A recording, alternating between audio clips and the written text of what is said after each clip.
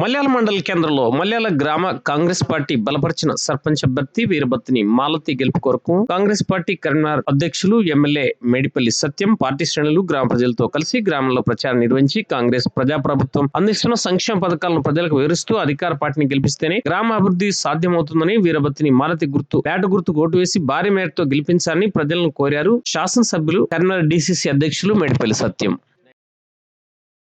సహకారంతో ఎక్కువ నిధులు తెచ్చి మరింత అభివృద్ధి చేసే అవకాశం ఉంటుంది.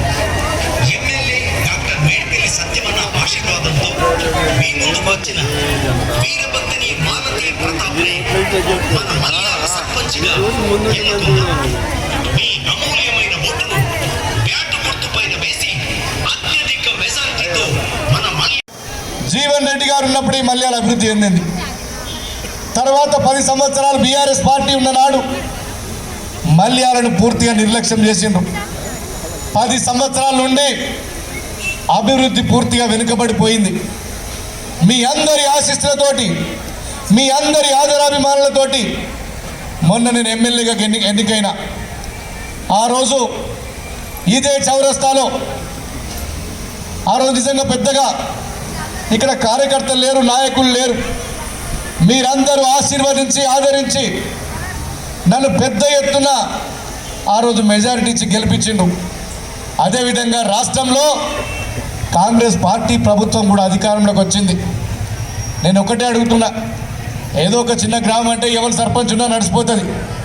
కానీ మల్యాల మేజర్ గ్రామ పంచాయతీలో అధికార పార్టీకి చెందినటువంటి సర్పంచ్ ఉంటే ఇక్కడ అభివృద్ధి జరుగుతుంది తప్ప రేపు వాళ్ళ స్వార్థ ప్రయోజనాల కోసం ఎవరెవరో మీరు గెలిపిస్తే రోజు కాళ్ళలో కట్టబెట్టే పరిస్థితి ఉంటుంది.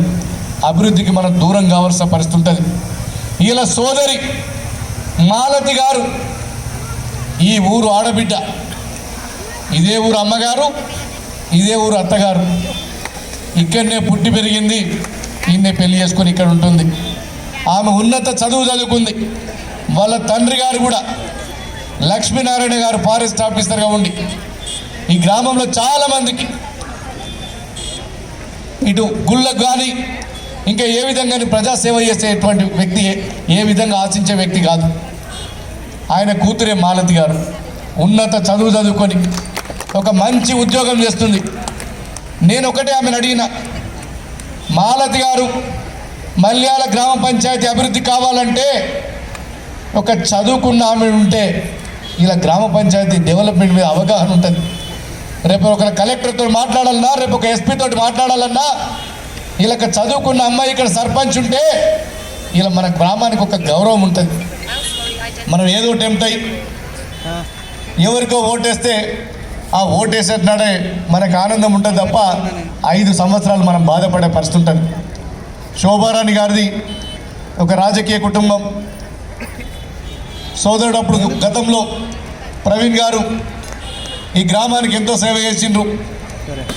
శోభారాణి గారు కూడా సర్పంచ్గా, ఎంపీపీగా, జడ్పీటీసీగా ఈ గ్రామంతో, గ్రామ ప్రజలతోటి మమేకమై ప్రతి ఇంట్లో కూడా ఒక కుటుంబ సభ్యురాలిగా మీకు సర్వీస్ చేసిండ్రు. సరే, ఒక 3-4 సంవత్సరాల నుంచి మేము అధికారంలో లేము, వారిని కూడా చాలా ఇబ్బంది పెట్టిండ్రు గతంలో ఉన్నలు. కొంత 2-3 సంవత్సరాల నుంచి దూరం ఉంటే ఉండొచ్చు, కానీ ఇలా మనం అధికారంలో ఉన్నాం. ఈ నియోజకవర్గానికి ఎమ్మెల్యేగా నేనున్నా, రాష్ట్రంలో ముఖ్యమంత్రి రేవంత్ రెడ్డి గారు ఉన్నారు, మన ప్రభుత్వం ఉంది. ఇలా మంత్రులు మనోళ్ళు, ముఖ్యమంత్రి మనోడు, ఎమ్మెల్యే మనోళ్ళు, ఇలా కాంగ్రెస్ పార్టీ ప్రభుత్వం ఈ రాష్ట్రంలో ఉంది. ఇలా నిజంగా వేరే వాళ్ళు సర్పంచ్ అయితే ఏదైనా పని చేస్తారా? దయచేసి మీరు చెప్పండి. ఒక ఎమ్మెల్యే కన్సర్న్ లేకుండా, ప్రభుత్వం కన్సర్న్ లేకుండా ఇంత పెద్ద మేజర్ గ్రామ పంచాయతీని ఎవరో అనామకుల చేతులు పెడదామని నేను ఒకసారి అడుగుతున్నా. నేను మీకు ఏ ఆపదను వస్తా, మీ కష్ట సుఖాల్లో నేను ఉంటా. నేను చూస్తారు, మీ సర్పంచ్ కంటే ఎక్కువ ఈ ఊళ్ళో నేను తిరుగుతా. మీరు చాలాసార్లు చూస్తారు. ఎవరికి ఏ ఆపద వచ్చినస్తా, వారానికి 3-4 సార్లు ఇక్కడ తిరిగిపోతా. మీకు ఏ సమస్య ఉన్నా ఎమ్మెల్యేగా నేనుంటా. సర్పంచ్గా మాలతి గారిని గెలిపించండి. ఆమె చదువుకున్న అమ్మాయి, బాగా చదువుకున్నది, అన్ని భాషల్లో మాట్లాడుతుంది, ఒక తెలుగే కాదు, ఇంగ్లీష్ మాట్లాడుతుంది, హిందీ మాట్లాడుతుంది, తెలుగు మాట్లాడుతుంది.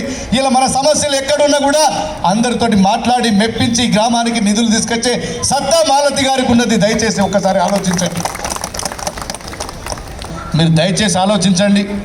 ఇలా మన ఆడబిడ్డను గెలిపించుకుందాం, అభివృద్ధి చేసుకుందామని చెప్పి మీ అందరికీ నేను శిరస్సు వంచి వేడుకుంటున్నా. ఒక్కసారి మల్యాల గ్రామ పంచాయతీ 10 ఏళ్ల నుంచి మనం ఆగమైపోయినాం, ఒక్కసారి మనం అభివృద్ధి చేసుకుందామని చెప్పి మీ అందరిని వేడుకుంటున్నా.